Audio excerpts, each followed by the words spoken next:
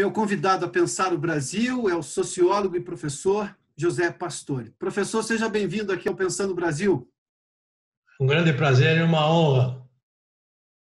Professor, nós estamos num momento que é absolutamente único, segundo o nosso tempo de vida neste planeta. O senhor está neste país há muito mais tempo que eu. Aliás, eu vi uma das suas obras de referência. Eu fui ver a data da publicação, que é Desigualdade e Mobilidade Social no Brasil, é de 1979. Para o senhor ter uma ideia, um comparativo, eu entrei na escola em 79. Veja lá quanto tempo tem essa obra e qual a minha referência dela. Eu fui vê-la, obviamente, muito tempo depois, mas era de 1979, isso me chamou a atenção. Bom, nós estamos vivendo um momento que é extremamente particular. Na sua vivência como, obviamente, um brasileiro dedicado a entender essa sociedade, um sociólogo, um professor atuante, o senhor esteve à frente de grupos para criar a Embrapa, a FIP, enfim. Qual a avaliação que o senhor faz deste momento pelo qual nós estamos passando? O Brasil, que é um país que vive de solavancos, e este solavanco é um solavanco que vem de fora, não é culpa brasileira. Eu também, Piotr, apesar de ter mais idade, bastante até, mais do que você, eu nunca passei na minha vida por uma crise tão grave como esta. Nós temos uma crise que ela veio de repente. Do dia para a noite, as empresas se viram sem demanda. Muitas foram obrigadas a fechar. O povo como um todo, ele foi apoderado por um medo, por um verdadeiro pânico causado por essa pandemia. E isso tudo gerou uma crise de confiança muito grande em todas as pessoas e até agora ela está perdurando. Ou seja, a crise veio de repente, mas os efeitos da crise serão muito duradouros. Já estão sendo duradouros e vão durar por muito tempo, infelizmente, até que a gente possa ter uma solução mais definitiva para essa doença.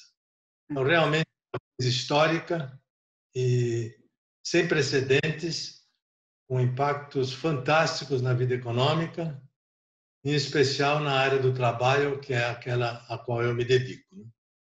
O senhor é referência em relações do trabalho no país, o senhor foi membro da Organização Internacional do Trabalho, e obviamente quando a gente fala de trabalho, a crise sempre provoca problemas no emprego, e quando as pessoas perdem o emprego, elas perdem expectativa, elas começam a ficar mais doentes. Nós tivemos, me permita entrar num assunto que nos é particular, há bem pouco tempo, nós tivemos uma reforma trabalhista tempos atrás, há coisa de poucos anos atrás. O senhor acha que se nós não tivéssemos feito aquela reforma trabalhista que foi muito discutida e muito aguardada, enfim, alguns viram com muito avanço, outros questionam os avanços da reforma trabalhista ainda hoje, se nós não tivéssemos modernizado as relações de trabalho naquele momento, o senhor acha que o momento da pandemia seria ainda mais grave ou a gravidade desta pandemia suplanta qualquer organização de trabalho? Bem, aquela reforma trabalhista feita em 2017, ela criou várias novas modalidades de contratação. Foi um avanço grande nesse sentido. E foi graças à criação de novas modalidades de contratação que o governo, este ano aqui, pôde agilizar medidas emergenciais para acudir aqueles que perdem o trabalho e que perdem o emprego. Então, aquela reforma realmente é o alicerce disso que está sendo feito este ano. Se é que eu posso dizer dessa forma, sem aquela reforma nós estaríamos muito pior na área do trabalho. Eu estou dizendo, não sei se eu posso dizer dessa forma, porque a situação atual é realmente devastadora. Ou seja, a reforma, de alguma forma, nos blindou de um mal ainda maior que a gente jamais imaginaria que seria causado por uma pandemia dessa proporção, é isso? Eu não tenho dúvida. Eu acho que a reforma ela tem um papel muito importante e terá ainda mais daqui para frente.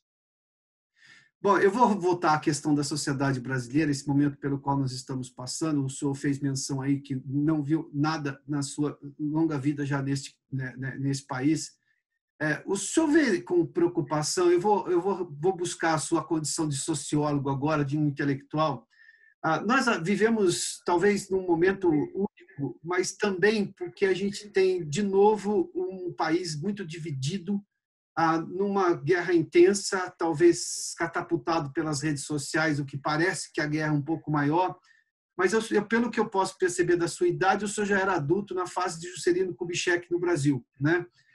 De lá para cá, a gente colecionou vários momentos de sociedade dividida, até durante os anos de chumbo do governo militar, depois da redemocratização, a nova república, depois tivemos o advento com a eleição direta de Fernando Collor, o governo Itamar, os anos do governo Fernando Henrique, governo Lula, Dilma, Temer e agora com o Jair Bolsonaro. O senhor imagina que este momento da sociedade é mais delicado, é mais difícil do que outros, ou nós só estamos sofrendo as dores contemporâneas, por isso que a gente acha que esse momento é mais duro do que outros pelos quais passamos? Os momentos de crise que nós tivemos no passado, eles tiveram praticamente a mesma etiologia. Foram sempre fatores econômicos que desencadearam as crises. Ora foi o petróleo, ora foi a energia elétrica, ora foi um problema de uma bolsa na Coreia ou na Rússia, sempre fatores econômicos. E esta crise foi detonada por um fator sanitário. E nós não estávamos acostumados a isso. É a primeira vez que nós temos uma crise desencadeada por um fator de saúde, não é? E ela impõe uma série de medidas na sociedade que praticamente vira de perna para o ar a economia. E ela determina sofrimento que não pode ser eliminado apenas por medidas econômicas. As medidas econômicas aliviam, mitigam, mas não resolvem. A crise só vai ser resolvida na hora que a doença for controlada, ou por uma vacina ou por um medicamento. Então, esta crise, para responder a sua pergunta de forma específica, eu acredito que é muito mais grave, porque ela trata de uma etiologia desconhecida para os economistas. Não se sabe muito bem o que fazer. Na emergência, como você pode observar, estamos fazendo tudo aquilo que é possível numa hora de emergência, para segurar a hemorragia, com gravíssimas consequências daqui para frente, não é? Para as contas públicas, para o ajuste fiscal e para o próprio crescimento da sociedade daqui para frente. Não há nem dúvida que esta crise é inédita. Ela é muito particular na história brasileira. Como é que o senhor lida com esse momento pelo qual o país passa, na forma como ele está tratando esse momento de pandemia? Ou seja, há muitas acusações entre os próprios brasileiros que estaríamos lidando mal. Eu, particularmente, eu vou me expor na pergunta para justamente lhe deixar à vontade na resposta. Tirando os extremos, e nós temos extremos, às vezes movidos por questões políticas ou partidárias, mesmo tirando os extremos, nós temos formas diferentes de entender como sair dessa crise, como lidar, por exemplo, com o isolamento social, lá no começo da discussão, coisa de 3 meses atrás. Mas se eu tirar os extremos, eu só vejo muita gente disposta a tentar encontrar um jeito de uma situação que era muito desconhecida, não só para nós brasileiros, como para o mundo todo. Como é que o senhor vê essa divisão de soluções completamente antagônicas para o mesmo problema? Bem, eu acho que isso é parte do problema, né? Como se trata de uma crise de causa desconhecida, não é desconhecida para os epidemiologistas, mas é desconhecida no tratado para os economistas. Então, há essa divisão de posturas, né? Eu acho que isso até é esperado. Diante de uma coisa tão complexa como essa, em que as decisões econômicas dependem da solução da doença, eu acho que é normal que haja essa divisão e tentativas de lidar com a doença de uma maneira, tentativa de lidar com uma outra maneira, mas com o passar do tempo, não é? Já são 4, 5 meses, a sociedade está aprendendo o que é essa doença, né? Está começando a entender um pouco. E diante desse quadro, desse entendimento, parece que estão ficando cada vez mais claras aquelas soluções mais efetivas que estão ligadas aos conselhos e às recomendações convencionais dos epidemiologistas, que é isolem-se para evitar que o vírus se propague de uma maneira muito intensa e muito rápida porque é a característica desse vírus ter alta velocidade de contágio. Então, no meio de toda essa confusão de posturas, estou entendendo que essa postura mais convencional está se definindo ou se autodefinindo uma mais eficaz para controlar a epidemia, né? Esse é o caso dos Estados Unidos, que flexibilizou de um lado, a epidemia voltou em vários estados. O caso do Brasil, que flexibiliza alguns estados e a contaminação cresce. O caso da Europa e assim por diante, né? Então, diante de todas essas diversidades de postura, parece que a própria doença está ensinando à humanidade qual é o melhor modo de lidar com ela. Bom, eu vou retomar, acho que várias vezes nesse momento da entrevista com o senhor, se o senhor me permite, a sua obra Desigualdade e Mobilidade Social no Brasil, lá de 1979. Mas no caso brasileiro, até porque os que são defensores de uma abertura sempre disseram que o grande problema é eu tenho uma asfixia econômica ao mesmo tempo em que tenho um temor sanitário. O fato da gente ter uma desigualdade que ainda não foi resolvida, e mais especialmente porque a gente estava tendo de novo um momento em que parecia que íamos recuperar a economia brasileira. Aliás, os sinais eram claros disso já desde 2017, perdão, que a gente estava tendo uma recuperação. Tudo prometia que teríamos uma velocidade e uma intensidade maior na recuperação econômica, e ter isso frustrado é que talvez tenha embaralhado esse debate no Brasil sobre isolamento social ou retomada econômica com cuidados.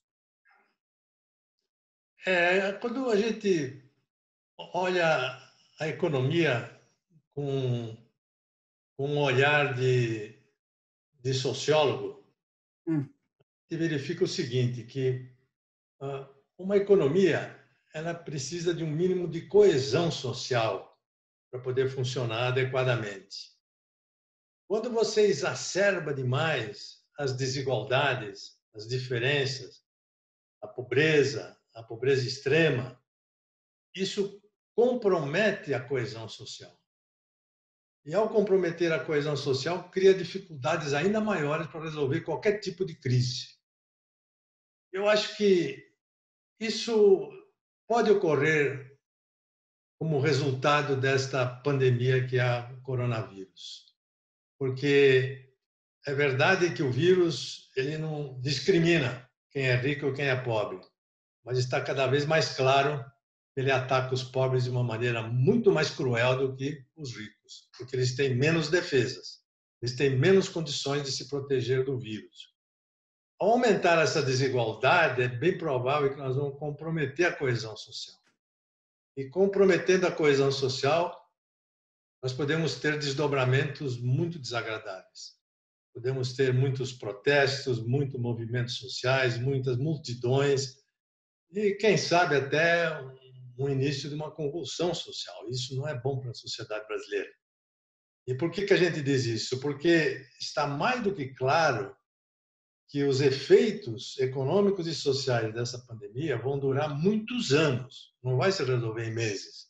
Mesmo que haja uma vacina em janeiro do ano que vem, os efeitos dela vão durar muitos e muitos anos. A recuperação será lentíssima e isso vai dar um sentido de frustração, de desamparo, de desânimo para os cidadãos, de um modo geral, em particular para aqueles que são mais pobres e que são mais atingidos, muito intenso. Isso preocupa muito. O comportamento social da sociedade brasileira, em função dessa crise, preocupa muito. Oxalá esteja eu fazendo um diagnóstico ou um prognóstico errado. Eu espero, sinceramente, que a sociedade encontre o seu caminho da coesão e de busca de um crescimento integrado para poder reduzir as desigualdades, reduzir a pobreza e chegar a uma sociedade mais feliz. E o senhor acha que, até porque eu sou um dedicado jornalista a tentar entender a sociedade brasileira, professor, e vejo que tem coisas que funcionam no Brasil que raramente funcionam no mundo e coisas que funcionam no mundo e não dão certo no Brasil.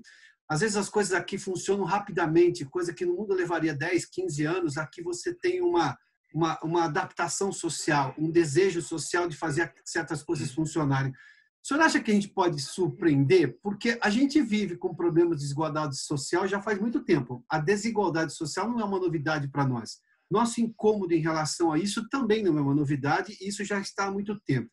Então, se o senhor me permite, eu lhe pergunto, o senhor acha que a gente pode surpreender porque uma guerra civil ou um distúrbio social ainda mais violento seria quase trágico, ou seria realmente trágico para o país? Dada esta percepção, o senhor acha que a gente pode surpreender ao mesmo tempo em que se evite esse problema e, claro, crie-se, obviamente, uma nova alternativa? Bem, o Tom Jobim sempre dizia que esse país aqui não é para amadores, né? Porque ele surpreende, né? Ele sempre traz surpresas. É claro que essa surpresa pode acontecer, sim, pode. O Brasil pode ter, nessa trajetória de crise, pode ter aí a descoberta de uma nova linha de crescimento e de desenvolvimento. Agora, o que está ocorrendo, Piotr, no campo da desigualdade social é um pouco diferente daquilo que ocorreu no passado. No passado, nós tínhamos muita desigualdade social, mas nós tínhamos muita mobilidade social ascendente. Você pegar, por exemplo, o Brasil da década de 70, a década de 70 ela mostrou pessoas que, pelo simples fato de migrarem do rural para o urbano, já subiam na escala social, já conseguiam matricular seus filhos na escola, já mudavam até de classe social. Depois, com a abertura das novas empresas, naquela época, né? As grandes empresas estatais que já tinham aberto, mas estavam se consolidando ali, década de 60 e 70, muitas novas oportunidades de trabalho apareceram. E as pessoas foram ocupando essas oportunidades de trabalho, mesmo sem ter a educação adequada. Houve muita aprendizagem em serviço e subiu na escala social. Ou É o que o seja, senhor chama, é a sua tese de sociedade móvel e dinâmica, não é isso? exatamente. Ela era desigual, mas ela era muito dinâmica. A classe média foi se formando. Agora, nos últimos anos, o que nós estamos vendo? Por força das tecnologias ou por força das crises, das recessões repetidas, Uhum. muitas pessoas da classe média acabam descendo na escala social. Ou seja, é uma mobilidade social descendente. E ao descer, é claro que as pessoas se frustram e se desencantam com a sociedade. Esse fenômeno no Brasil, ele é novo ao longo do tempo, porque no início da formação da classe média, a desigualdade era grande, mas a mobilidade era muito intensa, ela estava sendo acelerada, né? E nos últimos anos, nós começamos a ver até uma pequena redução da desigualdade e da pobreza. Agora, com o advento dessa crise, eu acredito que nós precisamos estar preparados para muitas pessoas de classe média que vão parar num degrau bem mais abaixo. Hoje em dia, se você pegar uma pessoa, por exemplo, de 35, 40 anos, um jovem formado que já está no mercado de trabalho há 10, 15, 20 anos, raramente ele está numa situação econômica melhor do que dos seus pais. Raramente. A grande maioria está numa situação mais baixa do que nos seus pais. Tanto que você vê esses fenômenos das pessoas que vivem mais tempo com a família, saem de casa mais tarde ou voltam a morar com a família, assim por diante. Isso tem sido fruto de recessões repetidas e agora, infelizmente, desta crise pandêmica. Professor, e como é que se resolve uma situação como essa? Eu tenho um debate hoje, acho que em alguns momentos até desvirtuado, mas a essência continua. É mais participação do Estado, em que medida ele pode entrar, que ele não começa a se tornar novamente o dono da economia, que foi, obviamente, em várias economias mundiais, em várias realidades do mundo, um estorvo num segundo momento. Ou seja, o Estado é importante, mas parece que ele tem um limite de atuação, porque senão a livre iniciativa fica amarrada por uma burocracia estatal que começa a comprometer os negócios. Qual é a sua tese para a gente conseguir sair e qual é o tamanho que o Estado precisa ter num momento de crise como esse para evitar justamente essa mobilidade inversa da qual o senhor disse que foi ótima lá no começo dos anos 60, nos anos 70? Eu acho que mais importante do que o tamanho é a qualidade do Estado. Uhum. Se é um Estado de boa qualidade, tanto faz que ele seja grande ou pequeno. não é? Você vê as sociedades aí da Ásia, que tem um Estado grande, mas eles têm um Estado de boa qualidade, né? Eles não competem com o setor privado, apenas eles são favorecedores dos investimentos no setor privado. Aquilo que o setor privado tem mais vantagem comparativa de fazer, faz. E faz com apoio do Estado, com apoio em políticas públicas. Então, esse é o passo que será essencial para o Brasil daqui para frente, para a gente poder voltar a crescer. As benditas reformas, que a toda hora nós estamos falando dela, elas precisam ser feitas e precisam ser concluídas, porque isso vai tornar o Estado não é só mais leve, não é só menor, mas vai se tornar um Estado mais eficiente. Vai ser um Estado mais gerenciador do que intervencionista, né? O Estado intervencionista tem limites muito estreitos e nós estamos precisando dessas reformas aí para poder mudar a característica do Estado e a característica do apoio que o Estado deve dar à sociedade como um todo. Eu acho que não se trata de Estado minimalista, maximalista, é qualidade de serviços. Isso é fundamental. E o senhor tem visto essa transformação do Estado brasileiro? O atual governo é um governo com proposta liberal, obviamente que teve que dar um passo atrás do ponto de vista de fornecer mais recursos à sociedade, mas o momento era completamente atípico, a questão da pandemia teve que mudar planos, mas enfim, ele continua com a tese de desburocratizar a economia, criar condições para a livre iniciativa e talvez ser mais esse Estado gerenciador. O senhor vê que nós estamos nesse caminho, houve uma parada, mas é possível ser retomado se o Congresso também tiver essa postura reformista já agora no segundo semestre? Eu acho que nós estamos no caminho, sim, Piotr. Eu acho que estamos no caminho e o Congresso até tem respondido de uma maneira surpreendente. Mesmo durante a pandemia, o Congresso está sendo muito rápido nas suas soluções, está sendo muito eficaz nas suas soluções, está havendo negociações, mas está havendo compreensão, está havendo ajustes. Não é? Eu acho que o caminho é esse. A pandemia interrompeu, isso não anda em dúvida. Mas o caminho é esse. Precisamos voltar a esse caminho assim que a gente superar a crise sanitária mais aguda. Voltar a ter uma reforma tributária decente, uma reforma administrativa, um apoio para as concessões e privatizações, um apoio grande para a infraestrutura, que é um grande gerador de empregos. Enfim, eu acho que o caminho é esse. Eu não posso dizer que essa interrupção vai durar apenas 6 meses, pode durar um ano, mas eu acho que a nossa direção está correta.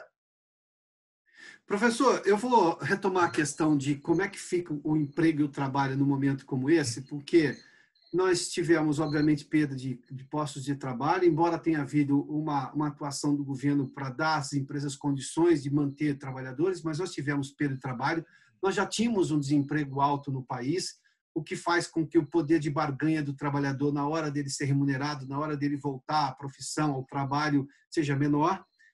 Nós não temos mais sindicatos atuantes, até porque no passado boa parte deles se desvirtuou também. Há uma discussão sobre qual é o papel do sindicato hoje, parece que boa parte deles também não compreendeu ainda o papel. Nós tivemos a saída daquele imposto sindical que boa parte dos trabalhadores, até por não se verem representados nos sindicatos, reclamavam, isso não existe mais no país. Como é que se consegue trazer o trabalhador para uma questão, para uma situação de remuneração melhor no momento de dificuldade da economia? Como é que se tem essa relação hoje entre capital e trabalho, que sempre foi intermediada por algum tipo de sindicalismo, que hoje no Brasil parece um pouco ausente e parece que o próprio profissional quer fazer isso ele propriamente, diretamente com a empresa? Bem, é claro que o que eu vou falar é óbvio. Investimento e crescimento são essenciais. Sem isso, não se pode pensar num bom relacionamento entre empregado e empregador, entre Uhum. capital e trabalho. Esses dois componentes, investimento e crescimento econômico, são absolutamente essenciais. Havendo crescimento, havendo investimento também, eu acho que os trabalhadores vão encontrar, e já estão encontrando, novas formas de interagir com o setor empregador, ou o setor tomador de serviço, digamos assim, porque aquele que é autônomo, ele não é empregado, mas ele presta serviço para alguém, então existe um tomador de serviço. E essas formas novas estão todas elas baseadas nas tecnologias digitais.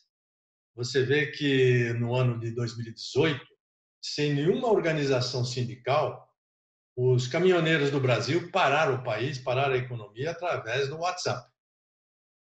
E eu acho que o caminho é esse, já está sendo cada vez mais utilizado para uma comunicação contínua entre as pessoas, entre os trabalhadores, sem a necessidade da formulação de uma organização convencional, seja ela um sindicato, seja ela uma associação de representados, né, de representados, ou seja, as novas formas de conversar na sociedade estão sendo utilizadas e vão ser cada vez mais para os trabalhadores conversarem entre si, conhecerem quais são as condições de trabalho que eles estão tendo, que as empresas estão oferecendo, que o mercado está proporcionando, para eles irem formulando os seus pleitos, os seus feitos serem repassados para os empregadores e para os tomadores de serviços e até a própria negociação acontecendo através desses meios digitais e depois disso chegar a uma formulação de um consenso ou de um ajuste que seja temporário a respeito de